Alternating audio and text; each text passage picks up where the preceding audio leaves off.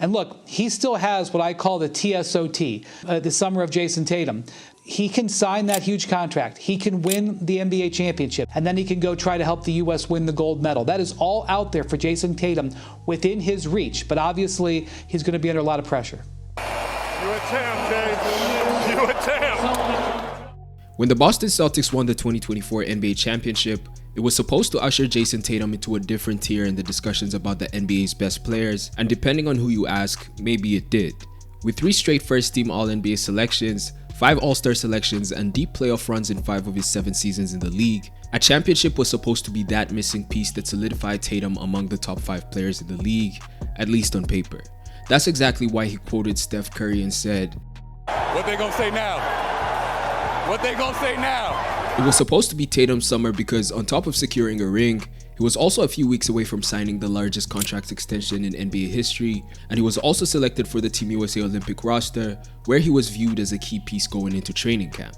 What they gonna say now? But fast forward to 3 months after Tatum said that, and they had a lot to say. Because Tatum was at the center of a lot of scrutiny this summer, specifically in the Olympics, where he was the laughingstock of NBA fans on social media due to the fact that he was benched in 2 games against one of the best teams, and because he wasn't a big contributor to the gold medal run, even though he was the most decorated player on that roster coming out of last season.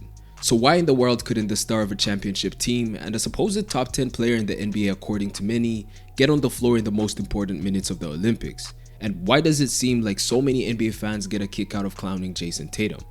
It's fun to make fun of Tatum, but it's hilarious. It's one of my favorite things right now. Actually, he's one of my favorite people to hate on in the NBA currently. Y'all just don't want to acknowledge the fact that Jayson Tatum is a heavily flawed player and benefited immensely from being on a team that was ultra talented. And I do not believe that he should be given anything whatsoever. He should not inherit a starting role or major minutes on a roster that he does not best suit. His jump shot has fallen off the face of the earth and you all don't want to admit it. Let me just get this out of the way and say that on a non-basketball related note, Tatum has been catching a lot of flack because people think he's a little bit corny, mainly for his celebrations and that plagiarism world tour he went on after he won the championship.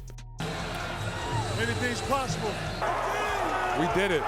Anything's possible. We did it.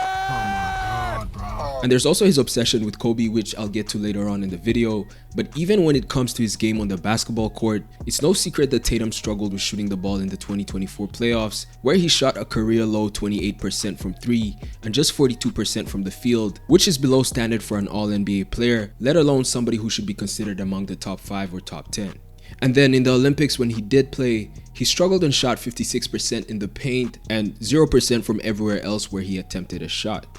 He was 0 for 16 on jump shots, and to many fans, that statistic was enough to justify the lack of playing time on all the ridicule that he received. But others pointed to Steve Kerr and the Team USA coaching staff for mismanaging him and his skill set, and in some ways causing all the negative media attention by pretty much embarrassing him. Even Jayson Tatum's parents got into the mix, calling the whole situation unacceptable and inexcusable, and some former NBA players shared that same sentiment, and people like Lou Williams thought that it was personal and even part of a bigger agenda.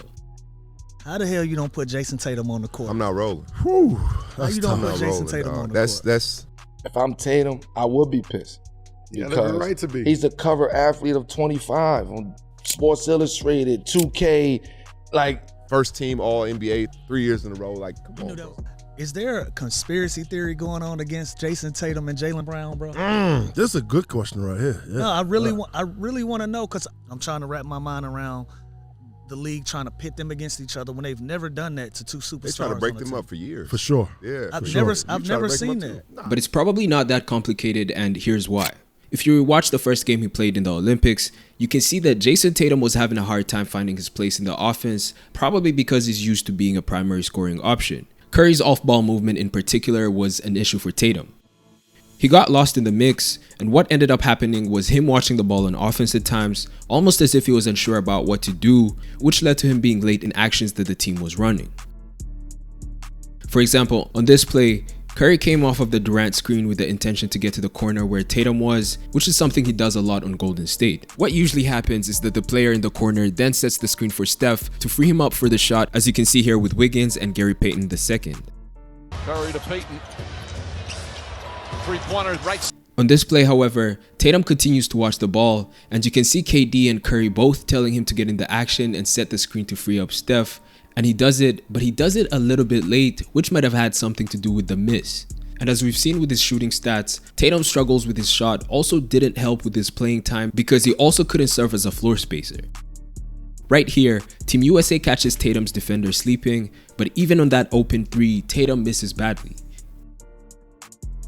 He was mostly playing the power forward position, and the most ideal situation for any team is to have at least one big man who can shoot threes, especially in FIBA where there's less spacing. That's part of the reason why we saw Bam Adebayo attempt more threes than usual, but when you have two bigs that can't stretch the floor, you get situations like this where again Tatum makes an ill-advised cut that leaves both him and AD camping in the paint, and as LeBron drives, he finds himself in a crowded lane with his defender, AD's defender, and Tatum's defender before the turnover and a bucket on the other side.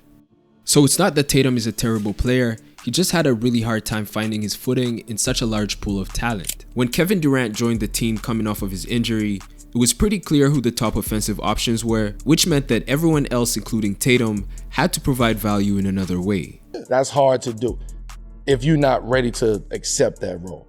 And with Jayson Tatum, it was a role that I don't know if he was ready to accept or if it was communicated to him what his role was. They wanted him to do what Devin Booker did. Unlike Anthony Edwards, who made his mark off of hustle plays, or Devin Booker, who turned into a 3-and-D player, Tatum didn't show any unique area in his game that could translate on that roster. But that still doesn't answer the question about the disrespect and the ridicule. Jayson Tatum is one of the most polarizing players in the NBA right now, with fans either being really big supporters of him, while others are not too fond of him.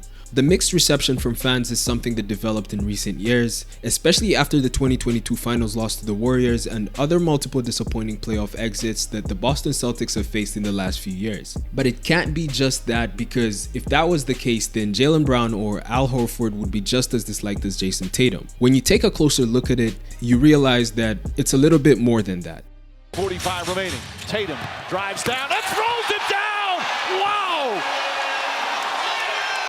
From his very first season, Jayson Tatum was introduced to us as a winner and a guy who wasn't too far from a championship. As a rookie, he was on the #1 team in the East that made it all the way to Game 7 of the Eastern Conference Finals, so Tatum, at just 20 years old, was one game away from making it to the biggest stage in basketball, and he wasn't just any regular role player in that series, he was a major contributor on the Celtics and arguably their best player in the playoffs. So NBA fans were introduced to Tatum as a young potential superstar on a good team who, according to history, was just a few years away from winning a championship. And many fans thought that he wasn't too far as well. That dunk is one of those passing the torch moments. Tatum and Brown and the Celtics are going to win a couple of titles in the next couple of years. This kid reminds me somehow of MJ. He has that killer instinct, plus the style and the shot selection, great future ahead. Tatum's early success, along with the glaring potential and talent he showed, led many to believe that he was the NBA's next great superstar, and in some ways it was true, but right from the jump, he was marketed as the guy who was potentially going to become the best player in the league, even though there was no real proof that it was bound to happen.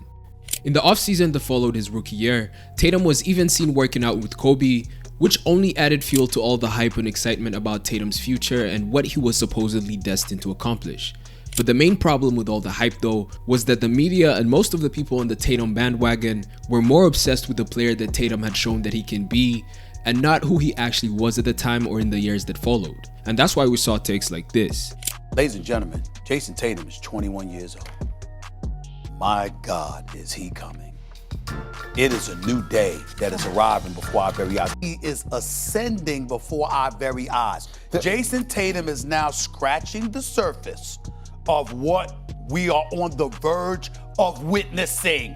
The belief that Tatum was the next Celtics great was so emphasized by the media that even in times when Jaylen Brown showed flashes of superstardom early on in his career, it was usually seen as a point of tension for the Celtics because it meant that the two could possibly not coexist in the long run. There were talks about potentially splitting the two players up, which was pretty much another way of saying that they were thinking of trading Brown, because the media and the Celtics organization both seemed to believe that the right direction to take was with Tatum as the franchise cornerstone. These guys can still soar if they want to. To me, it's the want to factor of Jaylen Brown that comes into play. Are you accepting and embracing of the fact that you ain't Jayson Tatum? Tatum is the alpha. Tatum is the Batman. Jaylen Brown is the Robin. You understand that that is our guy. That is the superstar on this team. Now, to be fair, Jayson Tatum showed more potential than Jaylen Brown on the offensive side of the ball early on, and since he's a bigger wing, it seemed like a no-brainer. And Tatum has technically developed into a superstar and one of the league's best players, as you can tell from his very stacked resume, but it hasn't been enough to land him in the good graces of many NBA fans because Tatum, probably more than any other young player in the league, was hyped up to be a future MVP, a quote-unquote Batman on a championship-winning team, and then with him being on the Celtics, it added an element where he wasn't just supposed to be good, but he was supposed to be moving in that direction of all-time greats with comparisons to a player like Kobe. And with all those expectations being set right from the jump, it left him very little room for failure on the big stages, even though that failure is often inevitable for every young superstar. Part of those expectations came from that early success that Tatum experienced, but a lot of it came from Jayson Tatum himself and his obsession with Kobe Bryant and how he leaned into that persona as Kobe's prodigy. We've seen it through the way Tatum adopted some of Kobe's moves and added them to his own game, but on multiple occasions, Tatum has displayed his admiration for Kobe in ways that go just beyond his game. Like when he wore a Kobe armband in Game 7 of the Eastern Conference Finals, or when he recreated a Kobe outfit for one of the practices before the 2022 NBA Finals, or when he texted the deceased Kobe Bryant telling him that he'll make him proud in a Game 7 and then posting it for the world to see.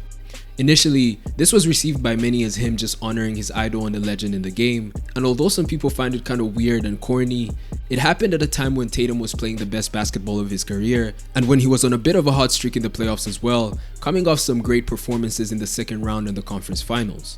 The NBA world had been patiently waiting to see him take that leap, and it looked like he was doing that, but as we know, in the series that followed, the Celtics lost in the finals despite being heavy favorites, and Tatum had a huge meltdown on the biggest stage.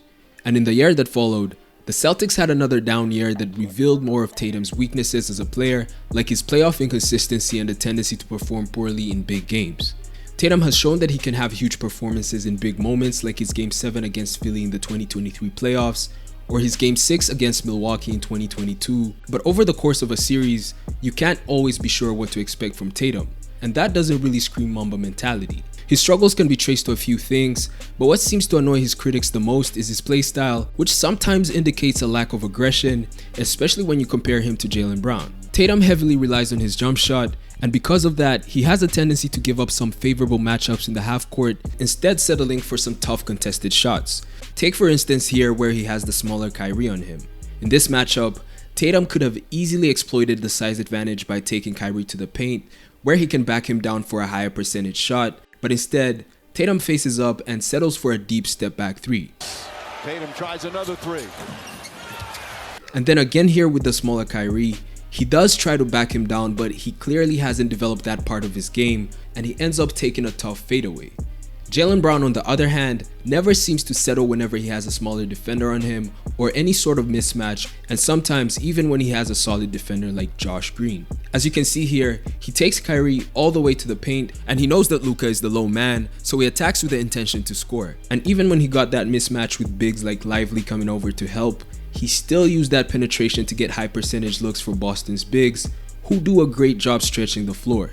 The spacing from the bigs opened the lane for Boston in the finals, and with Luka and Kyrie as the backcourt, Jaylen Brown found ways to exploit it. In fact, most of his highlight dunks came from plays where Kyrie and Luka were the primary and help defenders. But Tatum doesn't always capitalize on those kinds of matchups because, as you can see here, with Luka as his primary defender and Kyrie as the low man, Tatum still opted for the contested three instead of a shot in the paint. So his playstyle has caused many people to be frustrated with him because when his shot is not falling, he doesn't always show up in the game, leaving some people to feel like he's overrated or that he's soft and that ultimately he's not the player that we were promised that he would be. In some ways, Jaylen Brown actually embodies that alpha dog that many wanted Tatum to be, and he's shown that by stepping up in times when everybody was waiting for Tatum to show up. So in a way, Jaylen Brown took that baton from him, at least for this current moment. Lastly, one reason why many NBA fans still disrespect Tatum, and this is a critique that he shares with Brown and the whole Boston Celtics, is that they had an easy path to the finals where they faced teams with injured superstars in every series before the finals. So even when Boston got over the hump, It was in an underwhelming fashion that many see as a cakewalk, so some fans are not satisfied with that championship run, but to me, that's not really something to hold against them because a ring is a ring. But there you have it. That's why Jayson Tatum is still disrespected even after winning a ring. If there's any other reason that's not in the video, please put it in the comments. Be sure to like and subscribe. But until next time, peace.